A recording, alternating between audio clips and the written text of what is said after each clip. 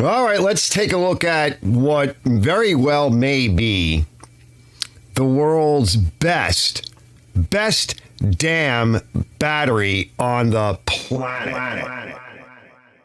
That's right, I said it. So I bought this. This is the Odyssey AGM2 TPPL. Well, what does all that mean, Arch? All right, we'll get to that in this video. We are going to open up the box. I got a lot of tips and tricks for you guys. We're going to do a lot of testing. And we're going to charge it and test it and load test it and cold and freeze test it and time test it and check it. And then let's just see what happens. I've had it now for several months. I got this, I don't know, somewhere around November. Shout out to my big brother David for helping out with this project. And I kind of abuse my batteries. We'll get into all of that. This van sits and sits. And I really needed something that could hold up and go the duration. And so this might be really good for your truck. And it might be great for your hot rod or for a second car that sits a lot. It is made in the USA. And there are others of this type. But I think this is something you're going to want to check out. So let's get started on what might very well be the best damn battery on the planet. All right, everybody. This episode, been waiting for this. Been waiting. It takes a while. Episode Odyssey battery. We're going to do an unbox. Check it out. We're going to do a test. I got my load meter. I got my newer voltmeter. Volt ohm current. And I also got my cool little charger, which is over there. We'll probably put it on a charge. Let's open it up. Big shout out to my brother David. Thanks, David, for helping out with this project. These are expensive batteries, but they're supposed to be very good batteries. We'll talk more about this in a little bit. But they are true lead acid plates. You know, lead plates, no composite. Let's get started on this. Let's start opening it up. See you guys in a minute.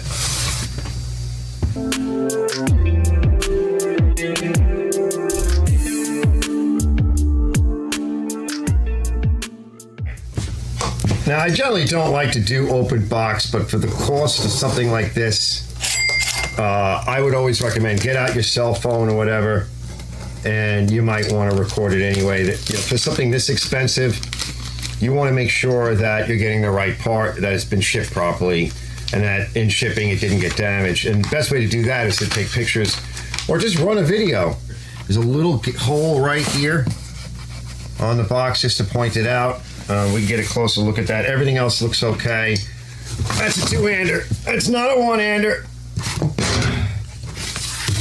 All right, now, I'm going to take a reading. I'll get you in close in a minute, but she looks correct. Everything up here looks okay. Oh, a really reinforced case, fellas.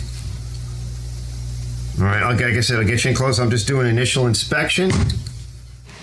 I'll just do kind of a walk around, we'll get a little close up. I'm not seeing a date on it, but you'll see it says here manufactured for NRSIS, reading PA, there's a number, and it's www.odysseybattery.com, country of origin, USA, and we're going to prick this off here in a bit. These are a little date code thing when we install it. And of course we went through instructions are here, so you can just grab your phone and snap that shot right there. I'm not going to bother with that. We'll go online. CCA 800, like I said before, MCA is 1000, PHCA-1500. Okay, reserve capacity 130 minutes. Let me turn this little light off. Cyclic charge voltage 14.4 to 14.8 at 25C. Flow charge 13.5 to 13.8. No initial charge current limit. Terminal torque 6.8 nanometers, max 60 inch-pounds. I think we will torque this. It's the ODP-AGM78 12volt 65 amp hour. And of course Odyssey says AGM2 non-spillable. Again, CCA 800. All right, we're going to run a wire brush just over that real quick. Non-spillable lead acid AGM battery with TPPL technology. All right, and then there was some markings here. And this is probably, and some other code here, so this is probably something that they ran through. Looks like a 247A. Well, somebody checked it. What's the static voltage? This is what they call the surface charge. That's been sitting. I'll turn it a few different ways. You should be able to get in on that. 12.65. Yeah, all right. Let me find some studs. Not only can we watch the voltage on the meter on the load tester, but we'll see it as well on here. And I'll yell it out. And so at 12.65, I'll yell out the voltage. 1,002, 1,003, 1,004, 1,005, 1,006, 1,000, 8, 1,000, 9, 1,000, 10, 1,000, 12, 1,000, 13, 1,000. Okay, so she's about 1, 2, 3. Look at that. Wow, look at that. Look, it's glowing. Hold on. See it? Third ramp up. Yeah, she's hot. Let's see. And the voltage is 12.38, 39, 12.40. So she's a little bit discharged. It was about the third one up. Let me get my glasses. It came down to about the 600. Yeah, it was about 600. I mean, I should charge it right now before we do anything else. Maybe what we'll do is we'll put the charger on it while I go get the van and get the old battery out. Because we really want to get this thing charged. So you want a cycling charge of 14.4 to 14.8 at 25 degrees C. We're about 50 degrees right now outside, I want to say. In here, it's about 60-something degrees in the shop. When we go to start the car, we want to see what the voltage drops to. And then while it's charging, we want to look for at least 14.4 to 14.8. And then she should settle in at a float of 13.5 to 13.8. And if we match those numbers, she'll survive very long. If we don't match those numbers, that's a different conversation we'll come back to, but it could be an alternator issue or a regulator issue. Now, that is a pretty new alternator and regulator. It's about a year or so old, a little bit more, but it's been coping with a dead battery that's in the vehicle. So this is the stuff we're going to look for next. Let me get this on charge. I'll be right back. All right, here's the charger. I've got other videos on this as well. And I got my meter connected. It's showing 12.59, which is really good. And of course here, it's showing 12.6, so they're very close. This is going to be a little bit more accurate. And this doesn't have an on-off switch, so when you plug it in, it will start the charge. It sees it's 12 volts. It will figure out that it's probably just a regular lead acid for the most part. So let's plug it in. We know where we are, 12.59. And that's why I'm calling it out, because I'm not sure if we're going to be able to see everything. But here we go. It's already charging. I'm seeing 31%, 7.2 amp, 14 volt. So we're getting a 14 volt output. I'm showing here, that's what the battery charger is saying. And of course here, we're seeing 13.39, 13.42, 43. Now what I've observed with this charger is if you want to raise the voltage up a little bit more, right, you can do a different kind of a charge. Right now it's set to ordinary, but let's try shifting it to AGM. And right away, 14.7, according to this. And it's 8 point something amps, 8.5 at 18%. And look, see where we are? 14.36, 14.5. And remember, what did the battery say? Battery says it wants a cyclic charge of 14.4 to 14.8. So we're going to leave it on the AGM. And that's what's nice about chargers like this, because the automatics can get confused. It is a lead acid battery, but these are kind of weird hybrids. And this company gives you very specific data sheets on what to do. And it also puts it on the battery, mostly on the battery itself, but there's more in your data sheet. So download it. We're now at 14.09, 14.1. It'll vary a little bit. let's let it run. I'll be back in a bit. I'm going to go get the van. I'm going to have to go rescue it. It's out in the driveway somewhere, and it's got a dead battery. So leave it alone.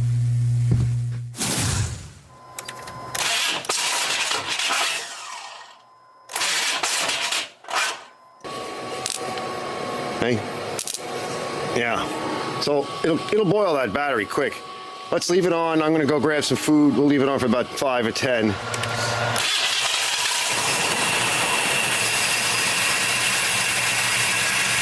Van started, it's running. I gotta put that stuff away. I just stopped in again. It's been a while now. She's still finishing up. Now it says on the meter here 14.8. And of course here, to confirm, 14.42, 14.5. It's been moving around. It was 14.6 before.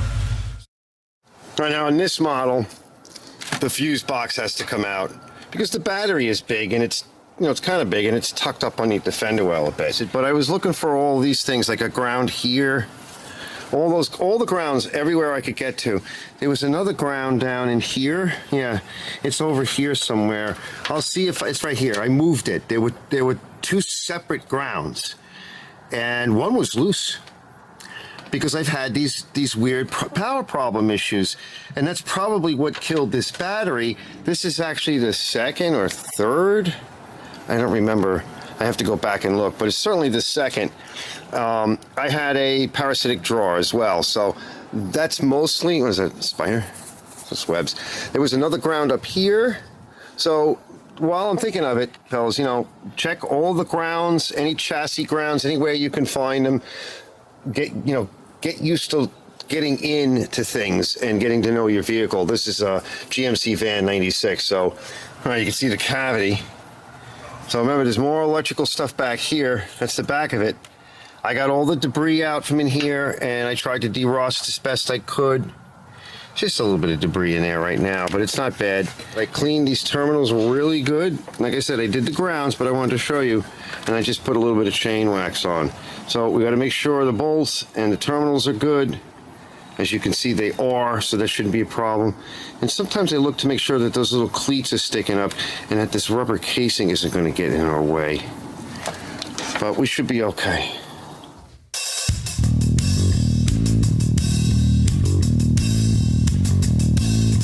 But normally I would say disconnect the negative first, because you're less likely to bang into something. If you leave the negative connected when you go to put it in or take it out, and you start going like this with a wrench and you hit anything that's metal that's connected to ground, you're going to have a big blammo. We're going to be careful. I should just use my little ratchet, okay, so I can get in there and, you'll see. And I can't touch anything. Don't forget, get it started by hand. That's kind of tight.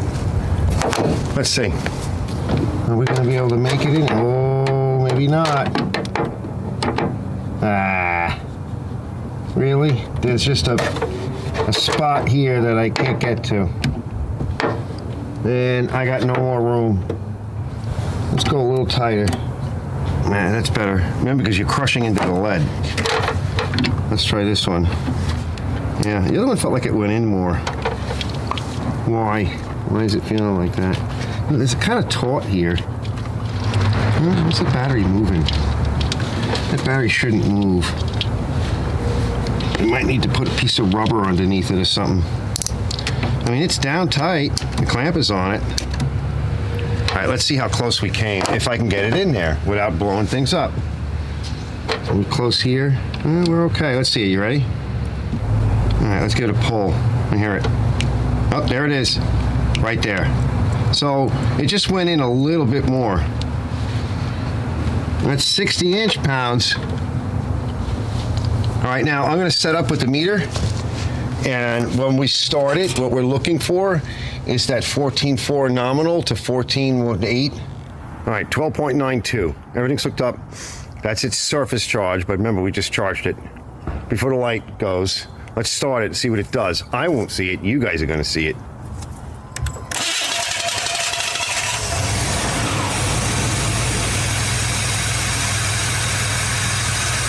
All right, we're up to that 14.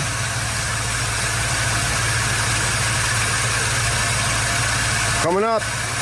I'd say it could be a little higher, but it's not bad. Let's let it run. Let me rev it. We're gonna let it run for a little bit. We'll come back and check it. We're almost at 14.3, almost. But that's not bad. That will charge it. We'll talk more about this later.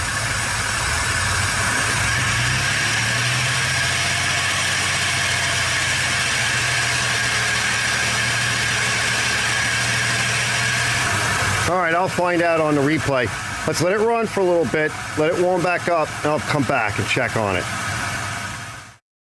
A few moments later. All right, let's give it a rev. Well, she's almost up at temperature, about 130 or so. I mean, it's cold out, and I went and did some stuff, so it's maybe even 5-10 minutes. 14.2, let's shut it off and see what we have. So let's settle in. Okay, good, we're back at the 13. So I have it set to current. And I wanted to see, so this is a positive charging wire. This is our B positive right here, coming from here. It's not the big wire, but it's big. It's connected over to the battery.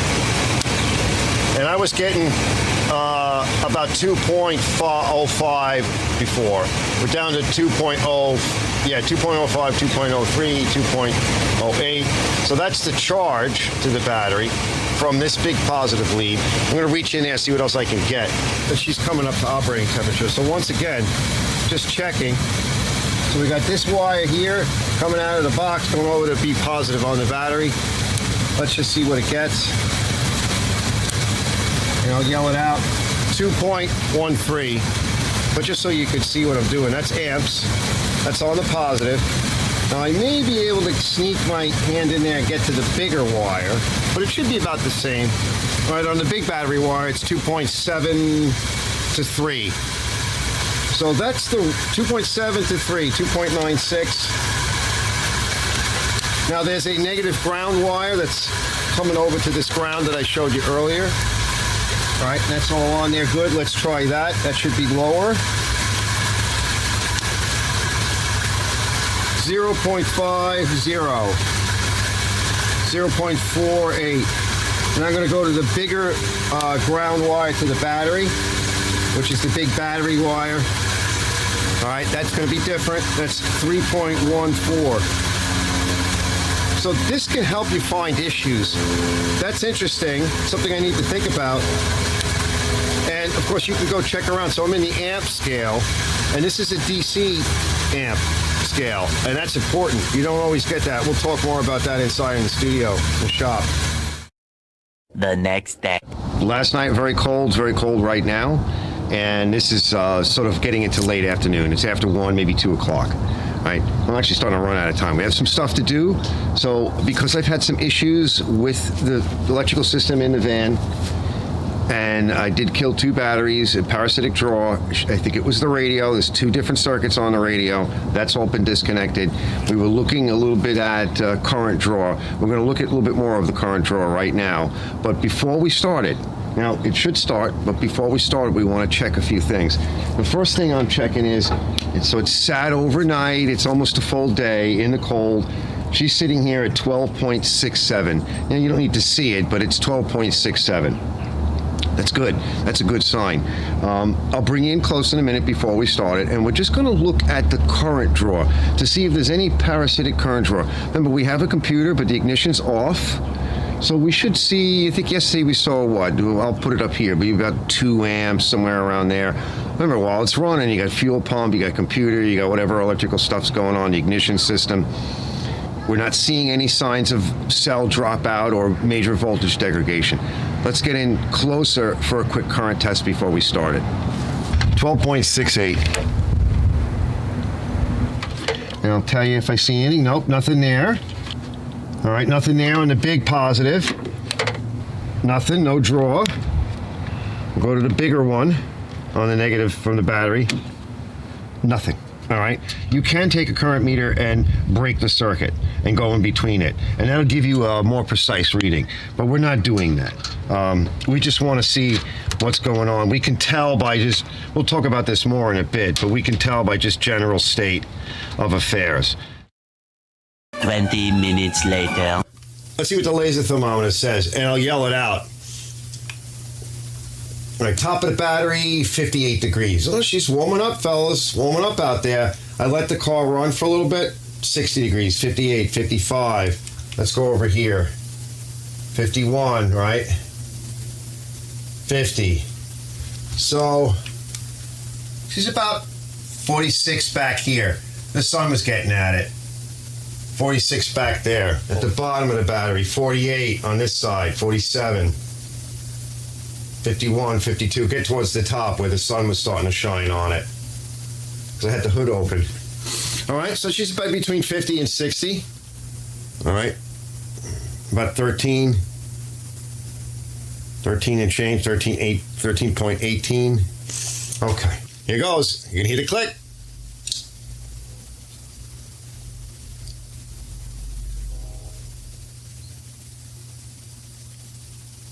91,000. So at 1, 2, 3, about fourth one up.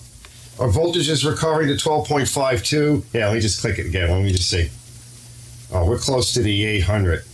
We're into the 600 ramp, close to the 800. So, and on the back, just to be fair, oh, this thing got hot. Yeah, she'll glow, man. Can you see it? What if I turn? Hold on, let me turn the lights off. Hold on. If it hits the negative, it's okay. Can we make it glow?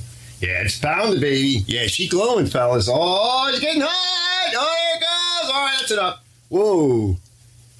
Yeah, that's good. Yeah, she did good. 12.38, 12.40. The voltage stays beyond the 12. And even when you click it, it's about 11. Okay, so we're fine. Now, you'll have to read it, but there's a temperature compensation. So battery temperature above 20 degrees Fahrenheit. It says here, decrease battery rating by cranking amps by 200. So if you're at 0 degrees Fahrenheit, decrease it by 400. If you're at negative 20, it says decrease it by 600 cold cranking amps. All right, rated cranking amps. So we're about 50. It was sitting at 30. I don't know, last night things were freezing. So it's pretty much cold. I mean, the battery's cold. We could probably reduce it by about 100 cranking amps just to be on the safe side. So that would put it, we were a little bit positive. I'm just looking here, but you saw it. A little bit positive the 600 mark, just shy of the 800 mark. The 800 mark is about where, hold on, is about where the battery should be. But if you drop it down to about 700, we're in the ballpark. It gave us that rating when we first tried it. Unknown, sight unseen, open box, right? Put this thing on there. This is telling us the battery is good. It's very close to its real rating. All right, let me put it back on charge. We got some stuff to do. All right, we're going to choose now. Right now, it thinks it's ordinary because that kind of defaults to that just in case. It's very close to being an ordinary battery. But here's where we want to hit the AGM. And AGM, it's doing 14.7, 14.8. And at about 5.6 amps. About 48 to 52, it's coming up quick. So it's about 48% charge. We put a lot of load on it, right? So if we chose lithium, right now we're at 14.7. If we chose lithium, right, the lithium battery, that one will set it up a little bit different. It wants it like 13.4, right? Ordinary, it wants to be about 14, which, ordinary batteries like 13.8, right? Lead acid. But now we're going to go to AGM. Okay, there it goes back up to 14.7. And, the maintenance charge, okay, if you chose the repair, it's like 16.7. All right, and you could do that. Like you could really, charge it up good. I wouldn't leave it on this particular battery very long because it's a sealed battery. There's really no reason to leave it on that. But if you want to sort of boost it up a little bit, it will change. It will go up or down, up or down. I don't think we need to do that. You don't want to damage a brand new battery. So that's for trying to repair an older battery that's been sitting, maybe getting a little weak. Let's say a year from now, right, I might want to do that. All right, let's just leave it on AGM. We're at the 14.7 to 14.8. That's what it calls out. Let's leave it. We're not too far from being fully charged, as you can see already. And let me take you outside and we'll take a quick look at what I want to do. All right, just real quick while I'm here. So you just match these two up, all right, and you can see the height is the same, but see this over here, it's kind of flush with this. The battery, this battery is just typical lead acid, is a little bit narrower. It's not, this case is a little bit bigger on this one, just a bit. But just while we're here, this is a Duralast. It was 1221, and their part number was a 34DT-DL. Cold cranking amps of 690. Cranking amps at 32 degrees Fahrenheit was 860 with a reserve capacity of 115. And it's distributed by Best Parts Inc., Memphis, Tennessee. We don't know where it's made though. But yeah, all right, let me go put this in. All right, I'm running out of time because my brother showed up, so. But yeah, but very basic. You can see, like I said before, it's pretty clean. Let's see if I can just make a piece. We just want to go around the perimeter. Let's go take a look at what we're working with.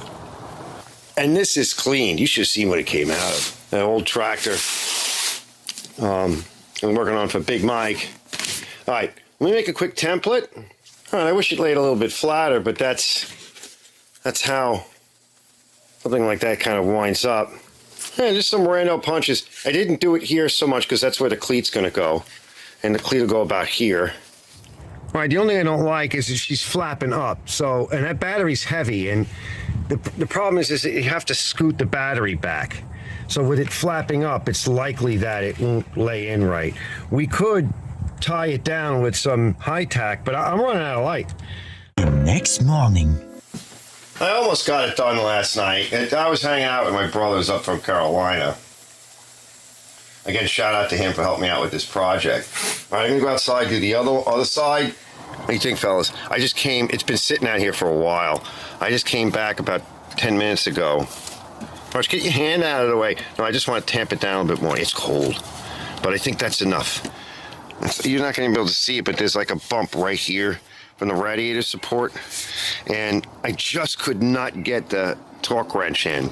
So, all right, I'll see you guys in a bit. All right, I think that's kind of tight. Now, right, and now it's not moving around, you know, that gasket's not moving around. Now, just to see, fellas, I know you're not going to hear me well, but I think we can do it. Yeah. Oh, that's it. See, it doesn't take much. That's 60 inch-pounds. So it seems to be nice on the cleat. That's nice. That gasket laid in there where I wanted it. It didn't move really on me. Yeah, it's actually shoving it back a little. Yeah, I can see it. Right here. Yeah. Yep. Another one here. That should do it. Oh, yeah, I can see it. Yeah, because it just got a little tired. All right, just be careful. It's very easy to cross thread. So I wanted to make sure I was getting most of that in with my fingers. And it's already starting to tighten up.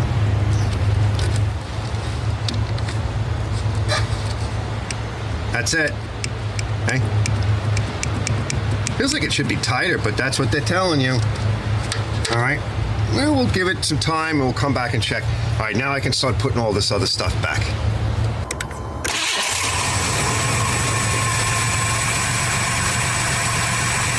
That was dead cold. Yeah, 14.3. That's okay, a little over. That's almost your 14.4. Nominal. It'd be nice if it was a little higher. Eventually. It's been sitting out for a couple of weeks in the freezing cold, at night, in the day, during the rainstorms, horror. I just put the clamp on it. Let's take a look. It's 12.56. There we go. That's nice. Let's give it a start.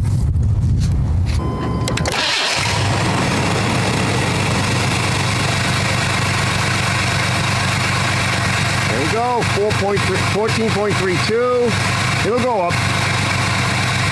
All right, let's just let it warm up, do its thing.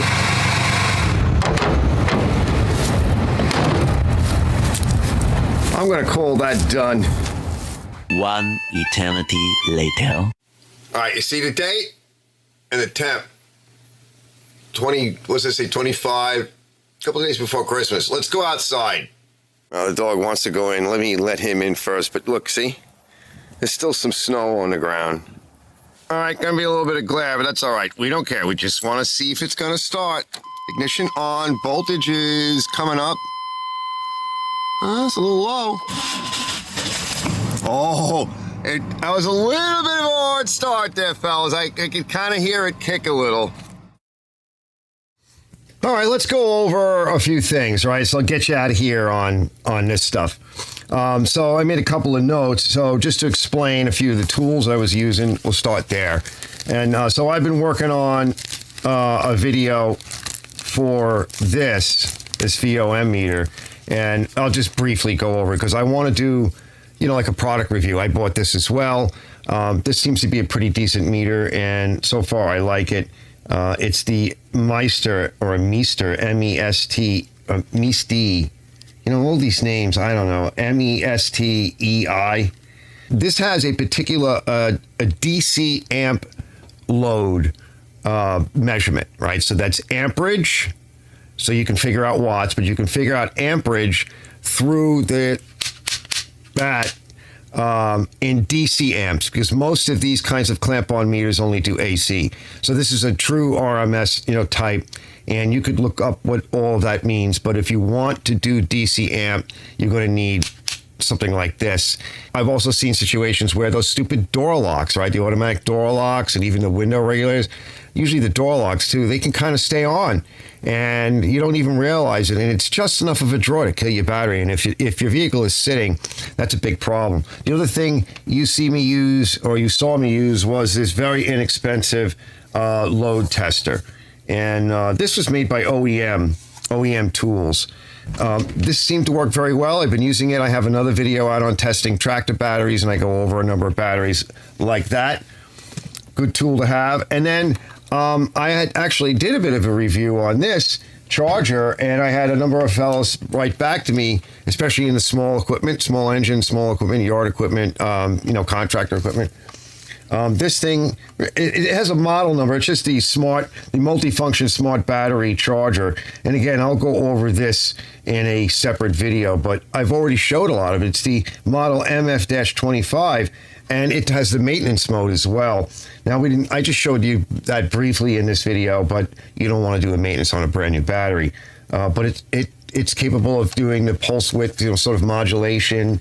It can kind of change the voltage and the current output, and it changes the frequency a little bit, and it has the ability to sort of desulfate some of these batteries or freshen them up, and you can bring it back. But the other thing too is that yes, it will automatically detect your battery, but I keep finding that doesn't work right, and I kind of showed that here. Whereas I can actually choose for these type of AGM batteries to make sure we're getting the right current. That is very, very important. The right current output into the battery, and the right voltage. That is like super, super important. And as I mentioned, so sometimes I don't finish my statements, a couple of the fellows said they bought it and they've been using it, and it doesn't seem like much, and they said that, but it's been indispensable in and around the shop. Now, this is really important, the alternator and charging scenarios. My brother David had mentioned to me that he had a friend of his that bought one of these AGM batteries, not necessarily this one, but another one. There's many different brands out there. He put it in an older Jeep, like a Grand Cherokee, or maybe it was just like a four-wheel drive Jeep. And when you get into like the 50s, we'll say the 60s, 70s, and 80s, and even some of the early 90s, right? Mine's a 97, but we'll limit to like 60s, 70s, maybe around 80. These voltages that came out of these alternators were maybe 14. They would charge up a battery around 13.8. Generally, what we used to see is we'd check a battery, regular wet cell, lead acid, and we were looking for 13.8. That's the float charge for this battery, 13.8 roughly to 14, right? Somewhere in that range. But you've got to charge it much higher than that. And that's why I was so focused on that 14 and change voltage. 14.4, 14.3. Will it go a little higher? 14.8. When it needs to charge, then it can float down. And as my brother had said, that this guy, he constantly had it on a charger. It was constantly going dead on him. And it was like a project truck, vehicle. But the guy got rid of the battery because what he didn't realize, and he didn't do his research, is that the AGMs require a higher charge voltage. After you start the car, if you put a heavy load on it, you've got to get that higher voltage. Then you can float. Whereas the older charging systems, they're charging at what is a float charge for this battery. So I wanted to make that clear. All right, just a quick look. So download this manual, the AGM2 technical manual. It will go through pretty much everything you need to know, table of contents. But right here, real quick, the Odyssey battery. This is their older product guide, but I actually picked up the new one. I just happened to grab this one fast. But the claim is, so it's an AGM2, 2 times the power, 3 times the life. Now, this is very similar to like the yellow Optima battery. This is a deep cycle variant, but they have an even, I'll show you here, they have a battery that's even more powerful. See, I have the performance, but they have an extreme variant. This is like they claim that you can go down to about 80% of the charge. Right? I mean, your average wet cell battery, if you hit like 50%, you killed the battery. You definitely damaged the battery. Because look how my battery was just a couple years old, and I had gone below 50%. The extremes claim like 80. They make a similar claim on the performance battery, but the output is different. It's not going to be as high. This is really finely ground 99% virgin lead, not recycled lead. So they call it their, thin plate pure lead technology. So that's the TPPL, thin plate pure lead. And that's how you're able to get a better battery out of this, and more life and more performance, more power. I noticed even the container that it's in is very heavy duty. They actually come in a whole different variety of battery types, so you can go and check that out depending upon your application. Anyway, I've gone on long enough. I think this is a pretty full review. If there's anything I missed, let me know. I'll try to explain it in the comments. Let me know what you guys think. I wanted to do a comprehensive review and experience. And as I said, I've had this thing for quite a while now, and I'm very happy. It's expensive. I'll see you guys on the next episode of Archer's Garage.